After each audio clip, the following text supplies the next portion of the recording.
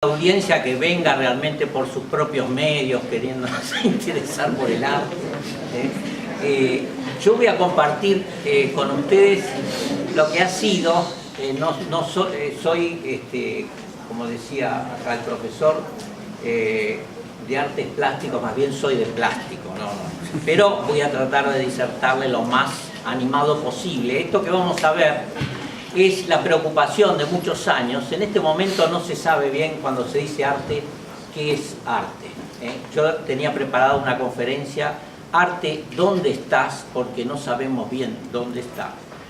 Y en algún momento la vamos a hacer acá, esta interrogación sobre si un inodoro puede llegar a ser arte, que es lo último que presentó un artista francés. Es decir, ya no sabemos, hay grandes estructuras que se arman en la calle, que duran unas horas, bueno, y esto es arte contemporáneo.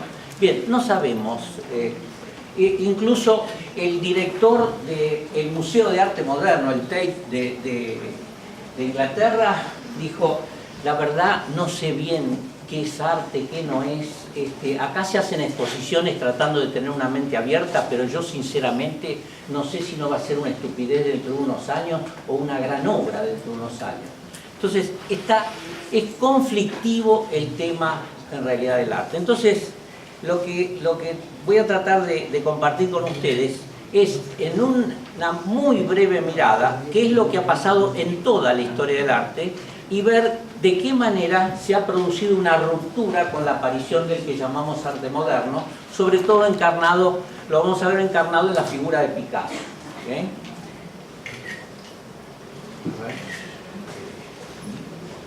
Bien, esto va a ser entonces, a grandes rasgos, los puntos que vamos a ver. Todo nuestro arte todo nuestro arte occidental fue representativo visual. O sea, lo que se ha pintado es lo que se ve. Y lo que se ve solo en un determinado momento. O sea, tengo un solo punto de mira. Si giro ya tengo otro cuadro, es otra representación. Pero lo que hemos tratado entonces es de que lo que está en volumen, en 3 dimensiones, pueda plasmarse en 2. Este es el gran desafío que sintió toda la historia de la pintura. Posteriormente aparecieron las academias de bellas artes en el siglo XVIII y determinaron qué era arte y qué no era, y decidieron ellos qué era lo que había que hacer. Esto entra entonces en una gran colisión que vamos a ver entre Delacroix y Ingres, que vendrían a ser los 2 representantes de la época. Por último, muere el arte representativo visual al instalarse el arte moderno, y vamos a ver cómo resurge a través de Picasso la valoración del arte primitivo, que como no tiene como finalidad lo representativo visual, ha sido descartado hasta que aparece el arte moderno a reflotar todo lo que es el arte primitivo. Bien, vamos a hacer entonces un pasaje muy rápido por la historia del arte. Mímesis significa copiar la apariencia de las cosas o hacer bella su esencia. Esto es lo que va a ser estructuralmente toda la historia del arte. Va a tratar entonces de copiar la apariencia de las cosas. Esta primera representación que están viendo es la primera representación pictórica que tenemos, que es de las cuevas de Altamira. Ahora, Picasso, cuando sale de las cuevas de Altamira, dice, bueno, a partir de esto solo hubo decadencia. ¿Cómo? Es la primera representación, dice, a partir de esto todo lo demás fue decadente. ¿Qué estaba diciendo? Estaba criticando toda la historia del arte. En realidad era una butada, dicen los franceses, fue una expresión realmente como para impactar. Pero vamos a ver que tiene un trasfondo esa observación de Picasso, que quedó tan impresionado al salir de las cuevas. Vemos acá un estandarte de Ur, esto probablemente lo llevaban para anunciar su presencia en las tribus, y vemos como, por ejemplo, en la parte superior, aquello que se consideraba importante, que era quienes le llevaban las ofrendas, lo hacían más grande al sujeto. Acá, como todavía estamos en algo primitivo, no pueden hacer perspectiva. La única perspectiva que ven es la de la foto. y observan cómo cambian las líneas, esto no es la caja esa, es una visión que tenemos de esa caja con este momento que fue visto por el ojo fotográfico. Bien, digo esto porque lo vamos a ir viendo en la historia que ha pasado. Acá queriendo mostrar la profundidad que hacen, el caballo sobresale y nos da una sensación de volumen, de espacio. Este es el primer sistema que se ha utilizado en bajo relieve para dar sensación de profundidad. Normalmente a la pintura le tocó más lo cotidiano, lo poco esencial. De todos modos, acá vemos, en el animal está estrictamente de perfil todavía porque no se sabe hacer el escorzo, es decir, no se sabe cómo dibujar algo que está oblicuo a mis ojos. Solamente se dibuja aquello que está de forma perpendicular a mí. Pero ¿qué tienen que hacer para poder hacer la figura humana? Hacen la cabeza de perfil, los pies en perfil y el torso de frente. Así es como comenzamos a manejarnos. Pero ¿qué pasa? En la escultura no tenemos problema, el volumen se puede manejar perfectamente. Lo que sí se hizo en escultura es trabajar de modo tal que quede como una sensación de placidez, de paz, de eternidad, y es lo que buscaban ellos. No buscaban el movimiento en la escultura, que después sí vamos a tratar de que esas esculturas estén animadas. Acá no, porque la visión es poder transmitir eternidad, y lo da lo estático, como podemos ver acá. Acá ya el griego, con la escultura griega, empieza a moverse el cuerpo, y ya lo vemos que está en una posición de movimiento. Mientras la escultura logra eso, todavía la pintura se mantiene con la figura de perfil. ¿Le estoy tapando a alguien? Bueno, alguien tengo que taparlo. Ya en el periodo romano comienza a lograrse, ustedes ven en el libro, ya hay una perspectiva. Si bien es perspectiva paralela, no es tan... Perspectiva paralela es la que hacíamos nosotros cuando hacíamos un cubo, que no es real, esa perspectiva que se llama paralela, porque se van afinando cuando se va alejando de la visión. Bueno, acá todavía estamos en una perspectiva paralela y está usándose el sombreado como forma de determinar el volumen, como ven en la mano y en el cuello y en la cara. Con Giotto ya avanzamos al siglo XIV. Ustedes ven en el santo que está inclinado, que se ve una mano sola. Eso se llama escorzo. Es decir, sabemos que ahí debe haber un brazo, pero el tamaño con el que se ve obviamente está achicado por la visión. Esto es un esfuerzo que empieza a hacer por primera vez la pintura para representar los escorzos. Y en los ángeles también se ve la dificultad para representarlos, pero si ustedes ven, hay como una sensación de que hay un aire entre las figuras, mínimo, pero hay un aire entre las figuras. Circula una pequeña atmósfera.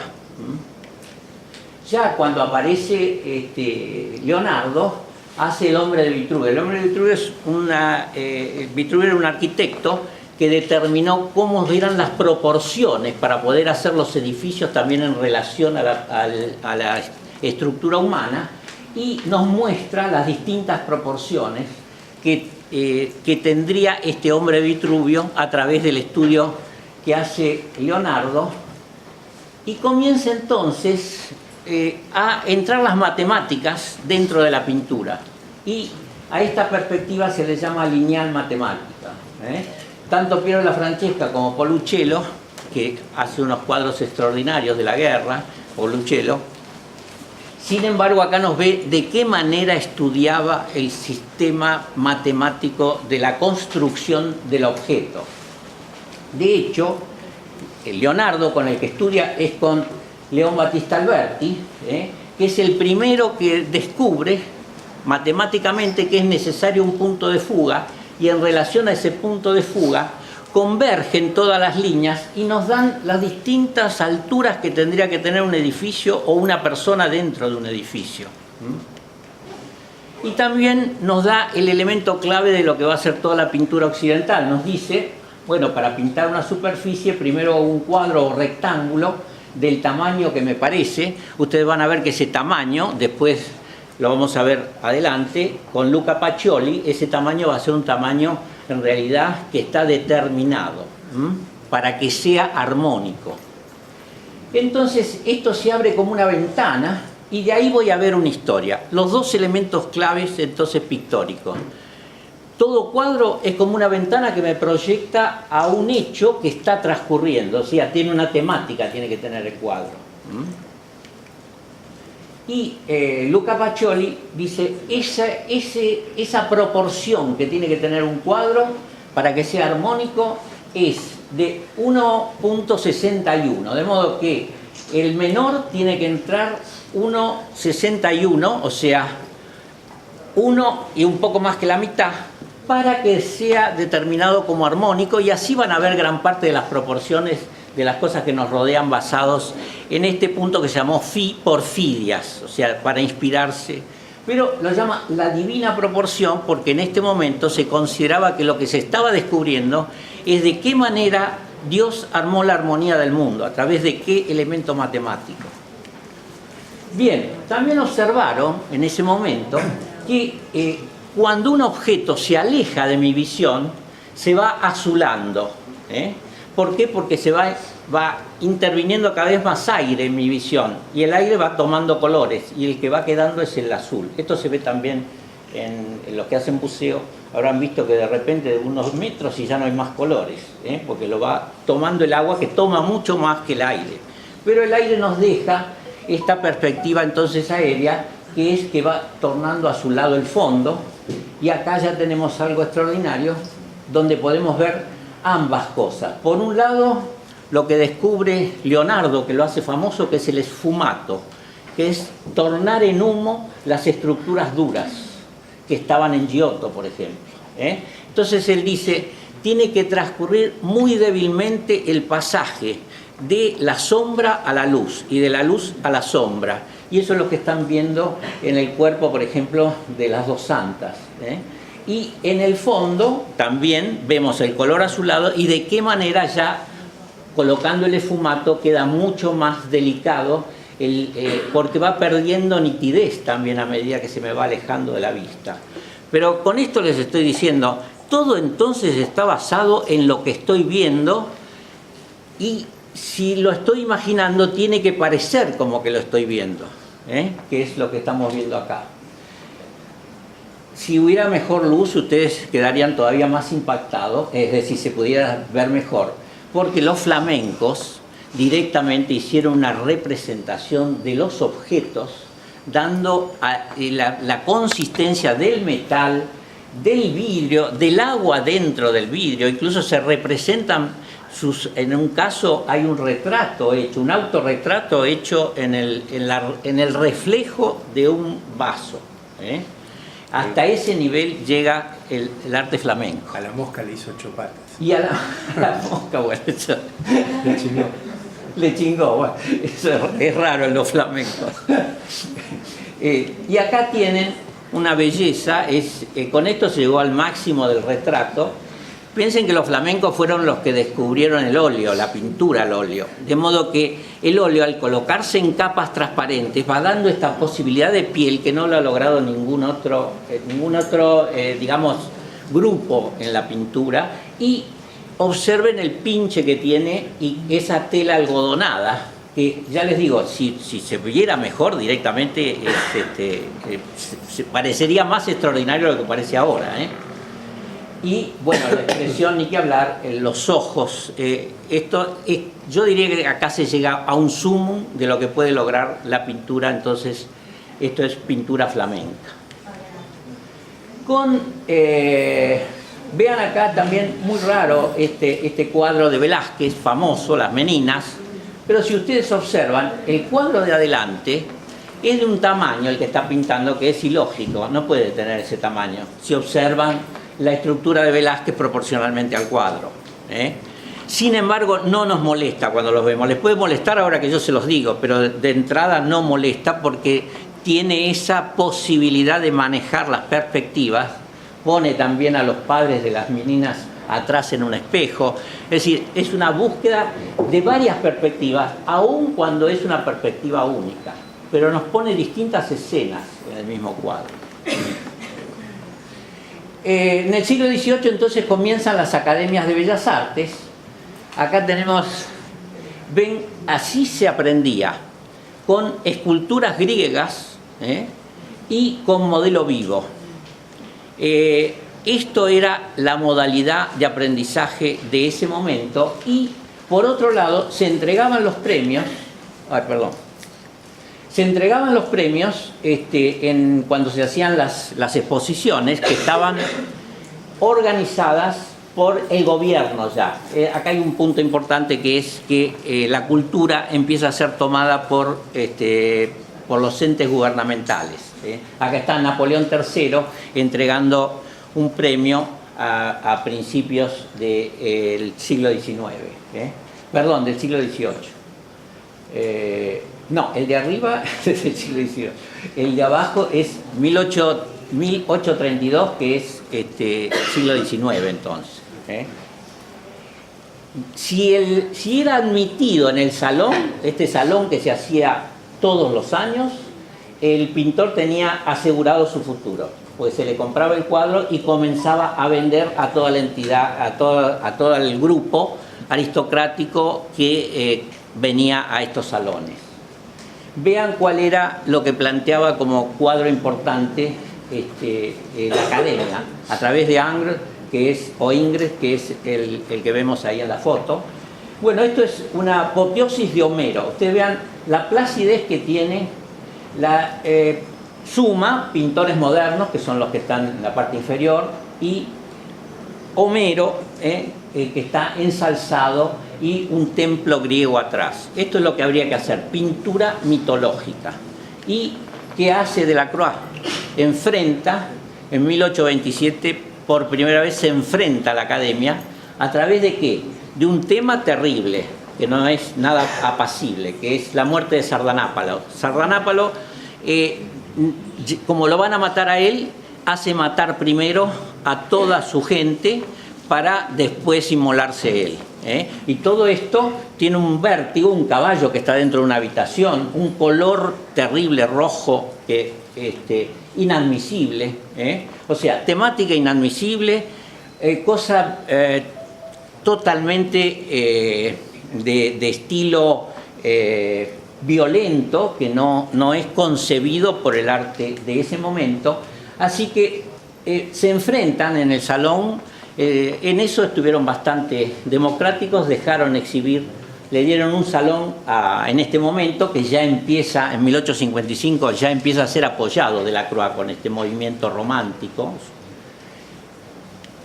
Y es motivo también de broma en el medio, donde, bueno, uno tiene un pincel y otro un lápiz, ven, se van a enfrentar, y esto es la lucha del color contra la línea.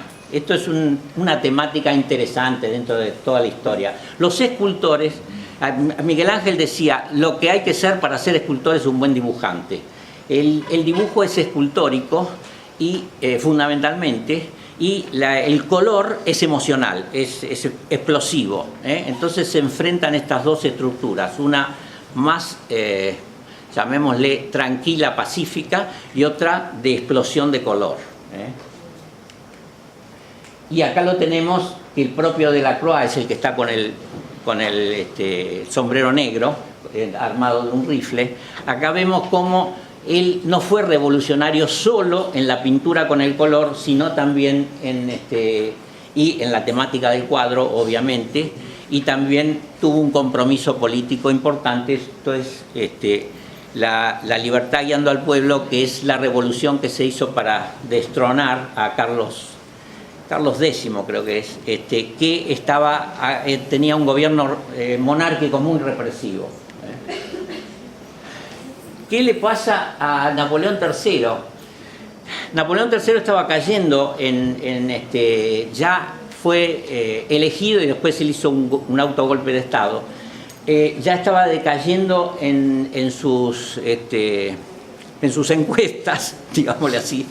Entonces, quería levantar su perfil frente a la comunidad y decidió hacer el Salón de los Rechazados, porque eran 2000 los cuadros que habían rechazado y parece que había estado súper exigente y mal orientado el jurado en ese momento, y se hizo el Salón de los Rechazados. Acá ponen los encargados de transportar las pinturas de Manet. Manet es esta, que fue una revolución, porque es Desayuno en la hierba y haber puesto una mujer desnuda frente a dos tipos completamente vestidos en un parque, parece totalmente loco. Bueno, de ahí que produjo una revolución en ese momento, pero hay una equivocación, porque al caballo al que hace referencia es en realidad el de Delacroix. No estaba tan informado el que hizo el dibujo, haciendo una ironía sobre los cuadros de Delacroix, se confundió. También una confusión entre Monet y Manet. Manet ya estaba establecido y Monet se puso contento de que lo confundieran, y Manet se agarró un embole bárbaro y se peleó incluso con Monet diciendo que lo había hecho a propósito. Fue una equivocación de los críticos. Este es uno de los cuadros últimos de la representación realista, que es Millet, y son las espigadoras. Lo consideraron este cuadro sumamente peligroso para su exhibición, porque está mostrando la explotación de estas pobres mujeres que van a quedar sin columna, porque están recogiendo las pequeñas espigas después de que se sacaron las espigas mayores a través de un sistema de recolección que deja pequeñas espigas, y tenían que estar agachadas todo el tiempo recogiéndolas de esta forma. Bien, acá vemos este cuadro de Monet, que es La Impresión, es de 1972. Digamos, hay una censura de una parte, de la parte inferior. Es de 1872. Esto es muy importante, y ahora entramos ya en otra vertiente, que es en 1872 estaba en una situación dramática Francia y particularmente París. Y los impresionistas seguían pintando sus cuadros de plein air, los cuadros de poder hacer en realidad paisajes al aire libre. Vean lo que estaba pasando. En 1871 la Comuna de París es aniquilada y se llamó las Semanas Sangrientas. Dice: el derramamiento de sangre ha sido total, se asesinó la parte rebelde de la población, o sea, fue enorme, fue tal la masacre que tuvieron que hacer grandes fosas comunes porque no había posibilidad de hacer fosas individuales.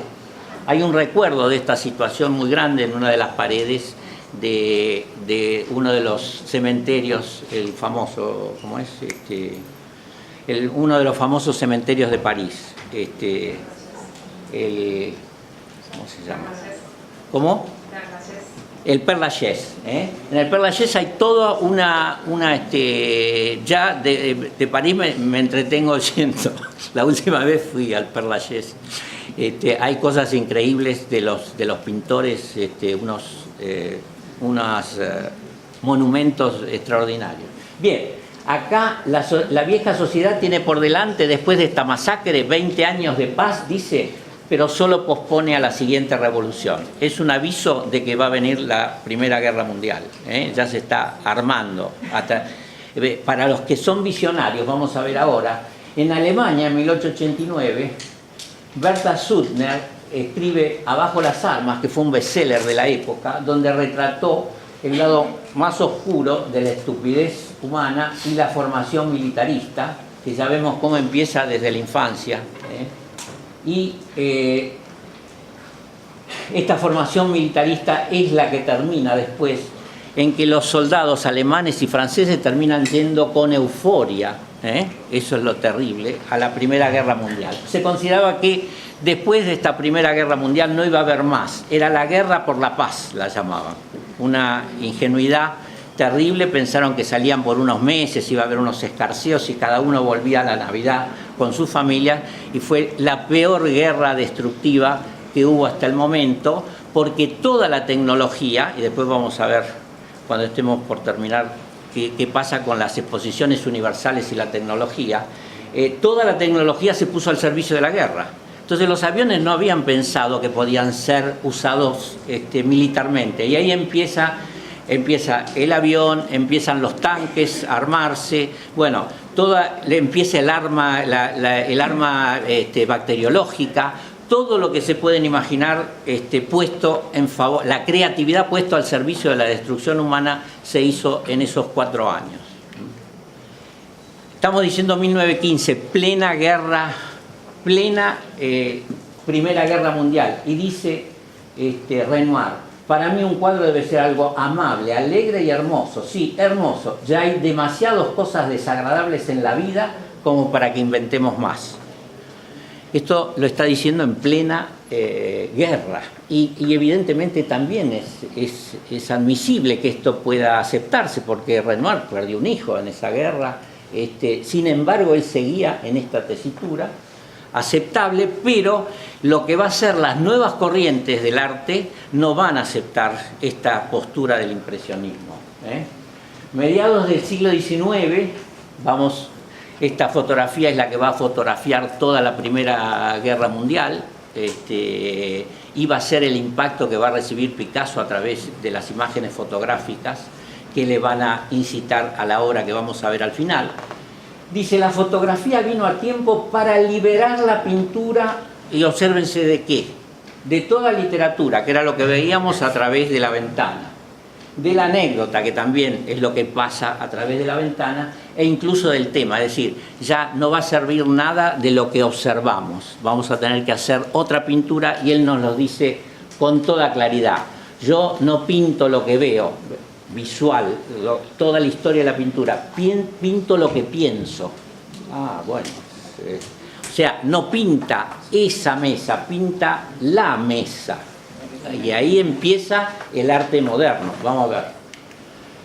Muere entonces el mundo de la apariencia visual para la pintura, Ya lo visual no es lo que me va a interesar representar.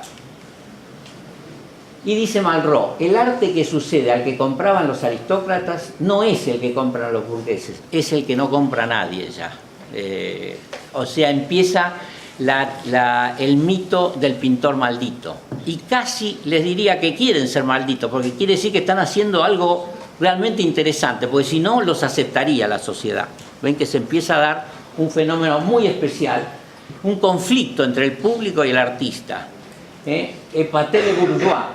Hay que enojar, hay que espantar al burgués. Empieza a haber un choque entre el público y el artista. Y acá aparece el Marchand. Acá dice: yo siempre les digo a los coleccionistas que es mejor no conocer a los artistas, mantener el misterio vivo. Ahí lo tiene el artista, la verdad que conviene no mostrarlo. Pero lo que quiere decir es que va a entrar el Marchand, va a entrar un intermediario. Ya no va a ser el pintor que vende sus cuadros, sino que va a haber un intermediario, empieza el negocio del arte en este momento.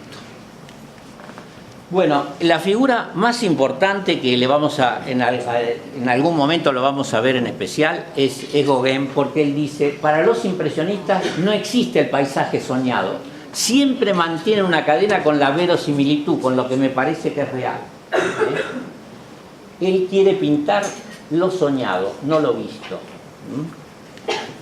Y dice: un consejo, querido amigo, este consejo se lo da a los que vamos a ver en las próximas vamos a ver que es el grupo que se llaman los profetas ellos mismos, y que van a querer traer un nuevo tipo de arte. Le digo, un consejo, querido amigo: no copie la naturaleza muy de cerca.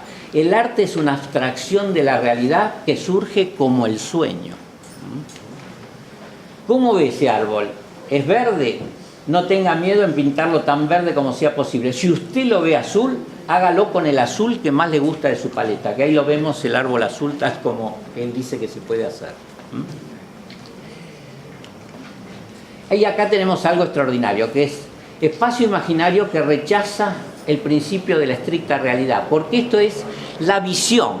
Vean ustedes, en la historia se hicieron, por ejemplo acá tenemos de Broderland, que es, la primera representa la anunciación de María, la segunda la visitación de María, la tercera la circuncisión, y la cuarta la huida de María a Egipto. O sea que tenemos una secuencia temporal en un solo cuadro. Aquí tenemos, en esta obra de Donatello, tenemos una unidad especial de temporalidad, porque tenemos una misma estructura de tipo espacial, pero con distintas